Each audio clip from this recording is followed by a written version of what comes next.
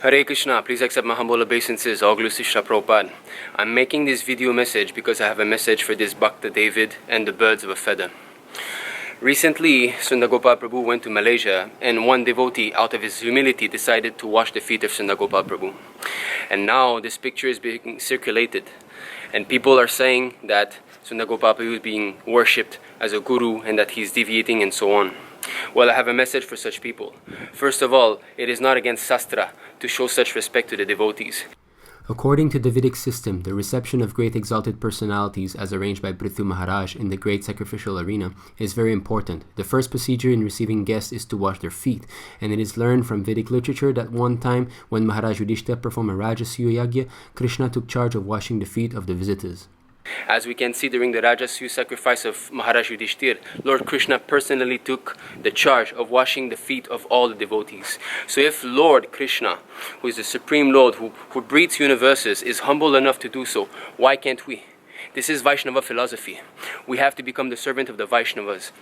Servant 100 times, Caitanya Mahāprabhu says. So what is the wrong of washing the feet of a devotee? Another point is that when the Singaporean devotees went to Malaysia during one house program, not so long ago, the devotees in Malaysia washed the feet of all the Singaporean devotees because they have this desire. They are humble enough to understand that they have to become the servant of the servant of the servant in this way.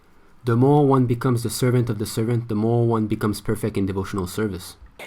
There are some verses in the Bhagavatam where Srila Prabhupada states that it is okay to wash the feet of the guests. It is simply one of the aspects of Vedic culture. Washing the feet of Srila Prabhu is not the same thing as washing the feet of Srila Prabhupada. Washing the feet of Srila Prabhupada is called Acharya Upasana, worshipping the lotus feet of the Acharya. This is the process by which we can go back to Godhead. Your lotus feet first have to be worshipped. Accordingly, the Shastra state Acharya Upasana, the worship of your lotus feet, is the first principle. When we humble ourselves enough to become humbler than the blade of glass, then we will not feel a check in our heart in order to serve the Vaiṣṇavas in this way. If we see someone's feet being washed and we feel some envy in the heart, that means our heart is not pure. It is not clean. The heart of a mlecha is filled with envy. If envy, which is compared to a dog-eater, captures the sanctified heart of a living entity, then devotion to Krishna disappears from his heart. Then he no longer remains a brahmana. To feel distress by seeing others' happiness and to feel happiness by seeing others' distress is called envy. Envy and love are diametrically opposite.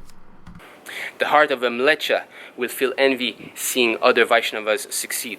So my message to this Bhakta David and other birds of a feather is to understand the glories of the preachers. Okay? Krishna does not need any of us. He does not need any of us to carry on his Sankirtana movement. It is not that Krishna cannot perform some preaching in that part of the world, therefore he requires us. No, he did not even need Arjuna. In the battlefield of Kurukshetra, Krishna says clearly, you fight or don't fight, I don't care. All these people are going to die today. So the movement of Lord Caitanya Mahāprabhu will be spread throughout the entire world. It doesn't depend on us, okay? So therefore, the activities of a devotees are not his own doing. They are simply a manifestation of how much amount of mercy he has gathered.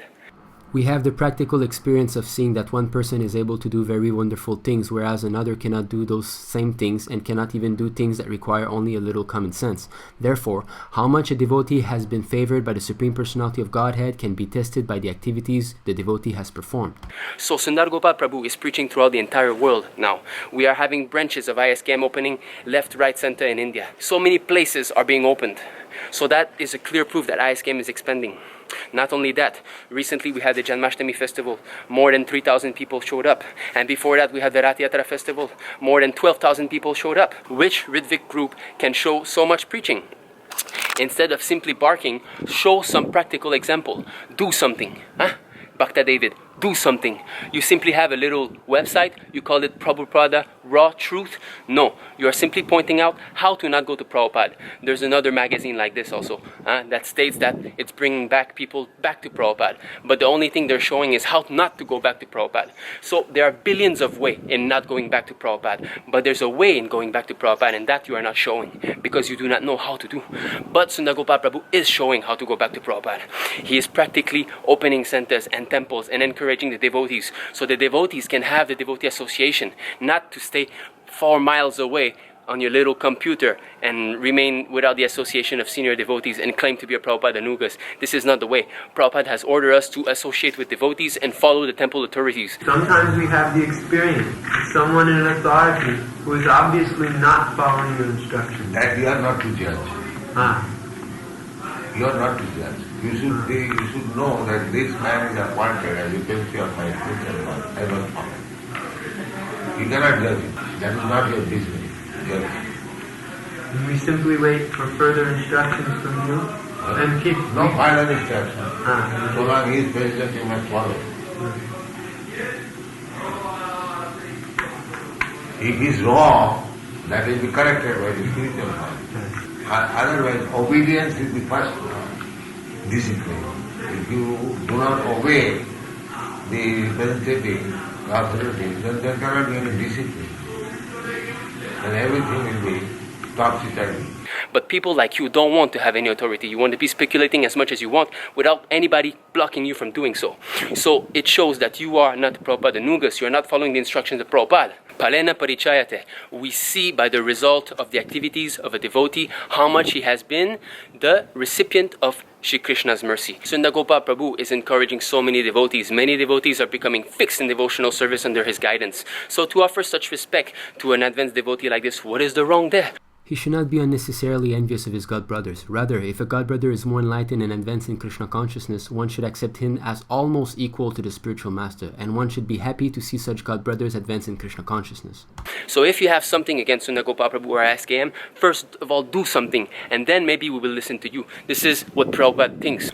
Let them do something first, then we shall see what is their criticism. Simply criticizing in no work, that is the business of inferior men. So do not be disturbed by them. Go on with your work, increasing more and more. Never mind the jackals how.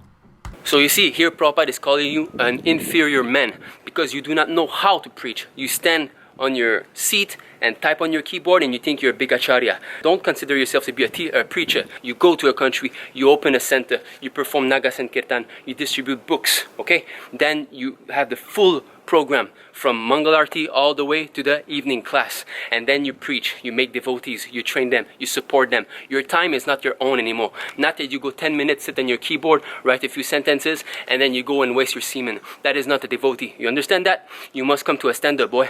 So you are an inferior man according to Prabhupada's standard. First of all, you become a man. You must come to a higher standard. Then you can talk. Then we can listen to you. First of all, you take initiation from Srila Prabhupada. You have not even entered into proper devotional service. The connection with the spiritual master is called initiation. From the date of initiation by the spiritual master, the connection between Krishna and a person cultivating Krishna consciousness is established. Without initiation by a bona fide spiritual master, the actual connection with Krishna consciousness is never performed.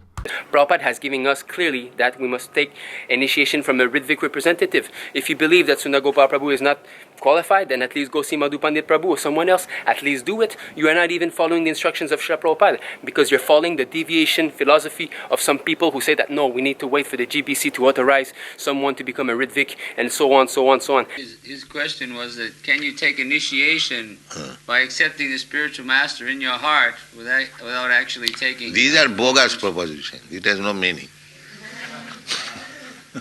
It has no meaning. If you think within yourself, I am eating, will you be satisfied? You starve and simply think, I have eaten everything. Is that very practical proposition? You must eat. We don't say all these bogus propositions. Then you wait 10,000 years. We are here to make devotees. We are here to continue the preaching and to help Srila Prabhupada in his movement, to serve him as much as we can. We have dedicated our life for this preaching purpose. What are you doing? You're simply fault-finding. You are following in the footstep of Ramachandra Puri. You're not following in the footstep of the Acharya. You're following in the footstep of the fault-finder. Thus, when a person exhibits wonderful devotional activities, a thoughtful man understands that Krishna has been more favorable to this devotee. This is not difficult to understand, but envious persons do not accept that Krishna has bestowed his favor upon a particular devotee in accordance with his advanced position. Such foolish persons become envious and try to minimize an advanced devotee's activities. That is not Vaishnavism. A Vaishnava should appreciate the service rendered to the Lord by other Vaishnavas. So many preaching programs are happening in ISKM. So many things are happening all over the world. So many pictures are being taken. So many people are being being inspired by the classes given by Sundar Gopal Prabhu and other devotees. But all you do is simply point out the fault. To offer respect to a Vaishnava is completely in agreement with Vaishnava tradition. But people like you do not want this. Maybe you will become puffed on your feet being washed, but this is not the case of Sundar Gopal Prabhu. He is a humble Vaishnav who sleeps in the corner of his office. He wakes up at 2:30 in the morning to chant Hare Krishna Mahamantra.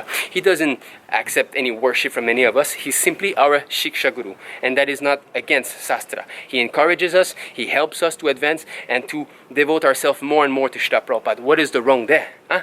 Devotees like you have been described in the Srimad Bhagavatam as devotees who perform devotional service in the mode of ignorance.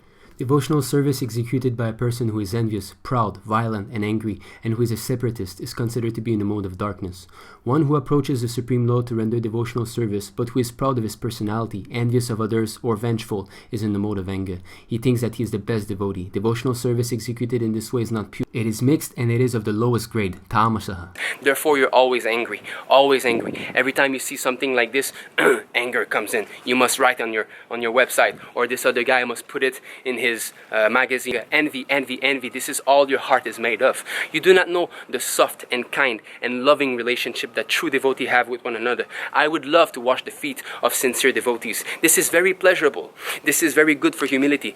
By serving a great devotee, one becomes prideless. So where's the wrong there? Plus, there's a verse in Bhagavatam that says that that house does not have water to wash the feet of a devotee. It's just like a house full of snakes. On the contrary, even though full of all opulence and material prosperity, any householder's house where the devotees of the Lord are never allowed to come in, and where there is no water for washing their feet, is to be considered a tree in which all venomous serpents live. It is clearly said in the CC that envy means to stop the preaching. The word jiva himsa, envy over the living entities, actually means stopping the preaching of Krishna consciousness. Preaching work is described as paropakara, welfare activity for others. Those who are ignorant of the benefits of devotional service must be educated by preaching. If one stops preaching and simply sits down in a solitary place, he is engaging in material activity. You're not preaching. Please post one picture of your Sunday feast. Please post one picture of your food prasadam distribution, one picture of your book distribution. What can you do? You cannot do anything, but yet you point faults in Sundar Gopal Prabhu. So Bhakta David, you have a lot to learn, and you should stop bad-mouthing about all the sincere devotees that are out there. To blaspheme the great saintly persons who are engaged in preaching the glories of the Hare Krishna Mahamantra is the worst offense at the lotus feet of the holy name. One should not criticize a preacher of the glories of the Hare Krishna Mahamantra. If one does so, he is an offender. The Nama Prabhu, who is identical with Krishna, will never tolerate such blasphemous activities even from one who passes as a great devotee. You are simply envious of the authorized devotees of the Lord. This is your position. You're like a fly who goes directly to the sore point. You follow the footstep of Ramachandra Puri. Although there's hundreds of nice programs being organized all over the world in our ISKM center, you do not show these things. Why not? Even where there are hundreds of good qualities, a critic does not consider them. Rather, he attempts by some trick to point out a fault in those attributes. Why don't you show the happiness of the devotees who are gathering together and associating with one another and serving Srila Prabhupada and Krishna? Why don't you show these things? Just like Ramachandra Puri, you're simply showing here is bad, here is bad, here is bad, here is bad. Why don't you show here is good? In fact, Srila Prabhupada in the CC clearly speaks of people like you. It is said that you are only an envious person, a mundane man in the dress of a Vaiṣṇava, because you cannot appreciate the sincere service of other Vaiṣṇavas. Vaishnavas are not envious. If a Vaishnava, by the mercy of the Lord, is empowered by him to distribute the Lord's holy name all over the world, other Vaishnavas become very joyful, that is, if they are truly Vaishnavas. One who is envious of the success of a Vaishnava is certainly not a Vaishnava himself, but an ordinary mundane man. Envy and jealousy are manifested by mundane people, not by Vaishnavas. Why should a Vaishnava be envious of another Vaishnava who is successful in spreading the holy name of the Lord? An actual Vaishnava is very pleased to accept another Vaishnava who is bestowing the Lord's mercy. A mundane person in the dress of a Vaishnava should not be respected but rejected. So you and all the like, you first of all do something, show the proper standard behavior, and by seeing that you're actually understanding the teachings of Srila Prabhupada and actually going out there and preaching and making devotees, then your words will carry weight. For the moment, your speaking is simply the worthless speaking of a little children. You have no standing point in devotional activities, boy. You first of all come into a standa, then we might listen to you. In your so-called Prabhupada website, you are also denigrating Sri Hari Prabhu. Shri Hari Prabhu has got some mental issue, yes, and we have tried to help him in our ISKM temple. We have tried our best. You do not know what it is to harbor a devotee under your wing and try to foster him into becoming a straight Vaiṣṇava. You have no idea what it takes to do that, and we have tried our best with Shri Hari Prabhu. But what do? You write in your article that we are harboring crazy people and that such people should be arrested by the police. What kind of paraduka dukkhi are you having? What kind of soft-heartedness do you have for other devotees? People like you have stormed. Your devotional creeper is in a mess because you have not fenced it all around by associating with fixed-up advanced devotees. Therefore, the mad elephant of offense is breaking everything at the moment. If a devotee commits an offense at the feet of a Vaiṣṇava while cultivating the creeper of devotional service in the material world, his offense is compared to a mad elephant that uproots the creeper and breaks it. In this way, the leaves of the creeper are dried up. You must first of all beg forgiveness from all the devotees which you have offended. Then you must come and associate with those who are actually advanced devotees and learn from them. Then you must learn how to serve the devotees, how to become a humble servant of the devotees. One has to become the servant of the Acharya. One should always think of oneself as the servant of the Acharyas, and thinking this, one should live in the society of Vaiṣṇavas. You claim to be a servant of Srila Prabhupada straightforward. This is not such a cheap thing. You think Prabhupada to be such a cheap guru that he's going to accept people like you? The bona fide spiritual master must see the bona fide qualities of a person who is going to initiate. An unworthy person should not be initiated. You must first learn how to become a servant of the Acharya.